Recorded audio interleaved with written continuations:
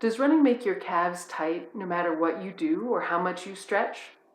I'm going to explain to you why that happens and what you can do to fix it for good. If you haven't subscribed, please hit the subscribe button and the bell to be notified when I upload new videos about running injuries and how to get back that fun, free, flying feeling you had when you were a kid, or maybe just wish you had. I'm Gruenke, founder of The Balanced Runner, and I've been helping runners and triathletes from beginner to Olympian improve their form and performance since 2003. And what I'm going to show you today is what I've used when I've had clients who had calves so tight that they couldn't run or train consistently over a period of years. If you used to run just fine and only recently have your calves started to tighten up, then it could be due to a change in your training or your footwear. And so you should look back to those for possible causes. But if your calves just seem to tighten up, again, no matter what you do, how much you stretch before running, during, and after, how much trigger point massage or foam rolling or active release therapy or any other manual therapy you do, and sometimes you need to rest, you take long periods of time off from running just to let them recover before you can run again, then this video is for you. And if so, leave a comment below and let me know what things you've done to help relieve your calf tension. I'd love to know. So here's the thing you need to know. There's probably nothing wrong with your calves themselves. The problem is you're overworking them, and you can be doing that one of two ways, either by how you're landing or how you're pushing off. And so now let me show you how that works. So here's how your landing might be overworking your calves. If you land with a very high forefoot strike in front of your body, like that, especially if you don't put the heel down, it's a lot of work for your calves.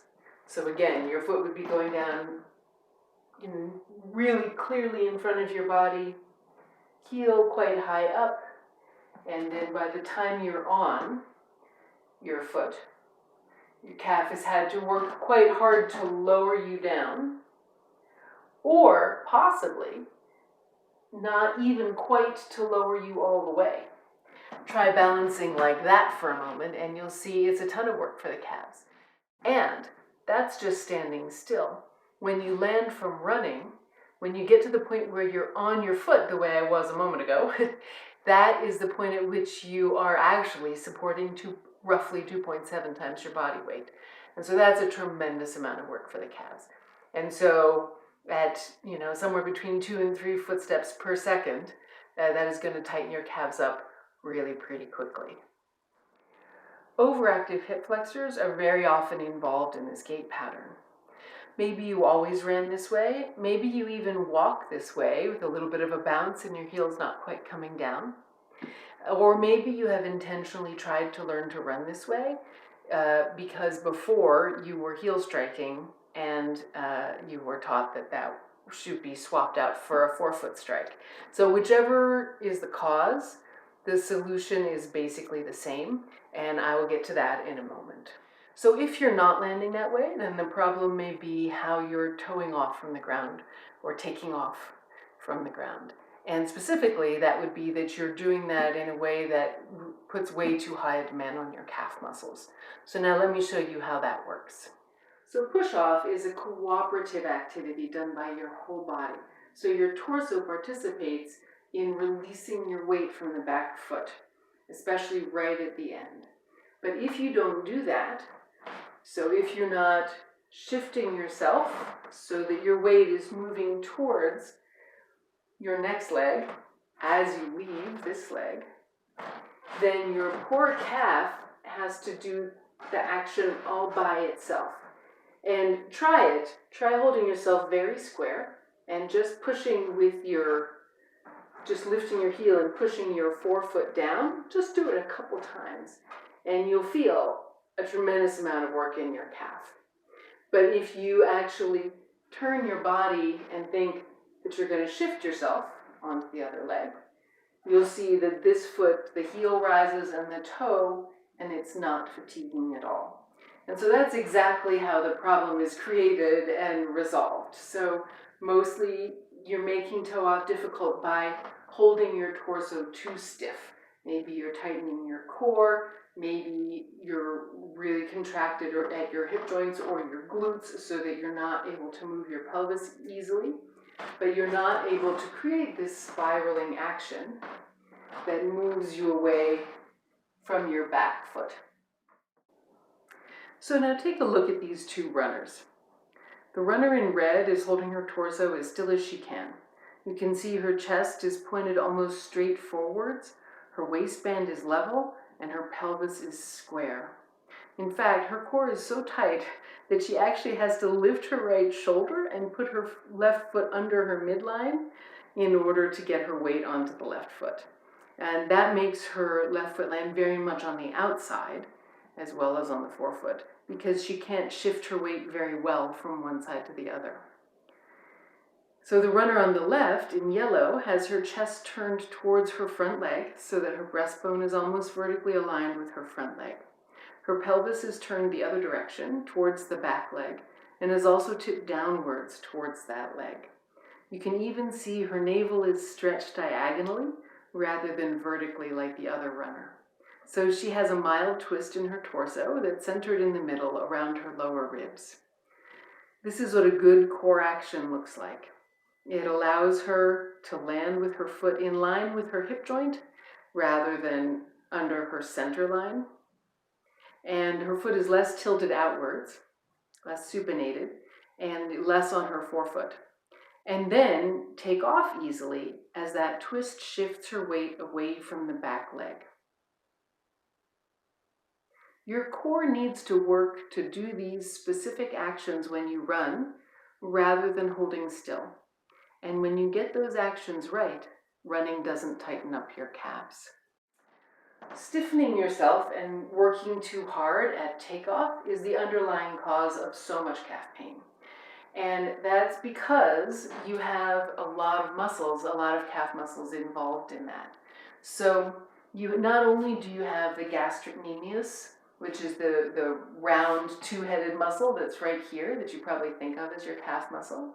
And then you have your soleus, which you feel down here, though it also runs up behind your gastrocnemius. It's a bigger muscle than it looks like. These muscles lift up your heel. So, whoops, unstable stool. So they lift up like that because they pull here. But you also have muscles on the underside of your foot. You have your tibialis posterior, which attaches to your arch and then comes up behind your ankle bone and then attaches on your tibia, your bigger lower leg bone, underneath your gastrocnemius and soleus. So it's much deeper inside your calf than these muscles on the outside. And its job is to lift you up like this and also to control your arch. And then there are two more muscles that also run along the same pathway as the tibialis posterior. And they are the flexor digitorum longus, which attaches to the ends of each of your 4 small toes. And again, comes through the sole of your foot, comes up your arch behind your inner ankle bone, and again attaches to your lower leg bone underneath your calf muscle. So like in there rather than out here.